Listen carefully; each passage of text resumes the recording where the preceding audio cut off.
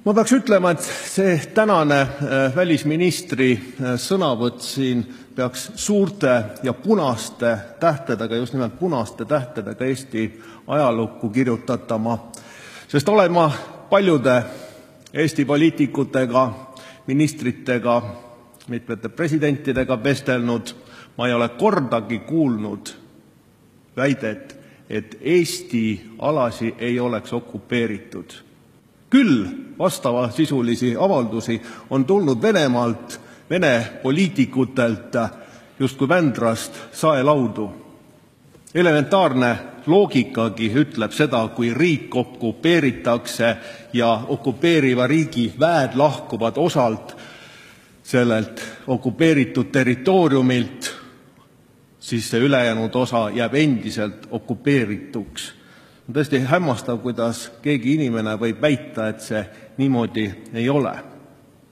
Sama hämmastav on väide, justkui terminil okupatsioon ja selle mõistel oleks mingisugune poliitiline lisamõõde veel, mis määrab ära, kas tegemist on okupatsiooniga või ei ole. Võib-olla ei ole siis ka Krimm meie lugupeetud välisministri silmis okupeeritud, sellepärast et Venemaa poliitiline sõnum on ju täiesti selge. Meie ei ole seda iialgi okupeerinud, Krimm kuulub meile.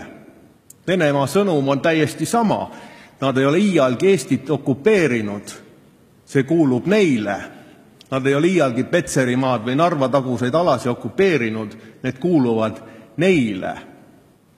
Ma olen kirjutanud sellel teemal, piirilepingu teemal ka raamatu, mida ma tean, on ka proua välisminister, ma ei tea, kas nüüd lugenud, aga vähemalt käes hoidnud ja sirvinud. Ja seal on läbi aegade kronoloogiliselt ka näha, kuidas on tekkinud Eesti piir, kuidas on lood Eesti okupeerimisega, kuidas on lood nende piiri läbirääkimistega. Ja see, et keegi julgeb siin puldis uhkust täis väita, et me oleme saavutanud justkui parima tulemuse, me oleme seisnud Eesti riigi eest, siis mina ütlen teile, see on absoluutne ja häbematu vale, sellepärast et alates 1994. aastast ei ole Eesti riigi esindajad seisnud Eesti riigi eest, nad ei ole isegi mitte läbi rääkinud sel teemal, et me saaksime midagi tagasi, vaid vastupidi, kogu see protsess, mis algas Tartu rahu järgsete piiride taastamisega, lõppes 1994. aastal ja edasi tegutseti ainult territooriumite äraandmisega, nende loovutamisega, mitte midagi vastu tahtmata.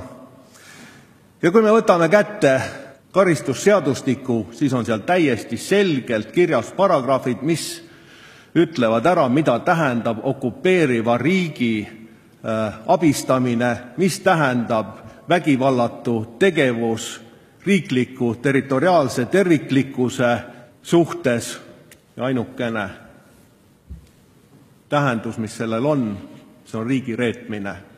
Ja kui meie valitsuse välisminister ei julge tunnistada Riigikogu saalis, et Eesti on osaliselt okupeeritud ka täna, siis võib sedasama väita ka välisministri kohta.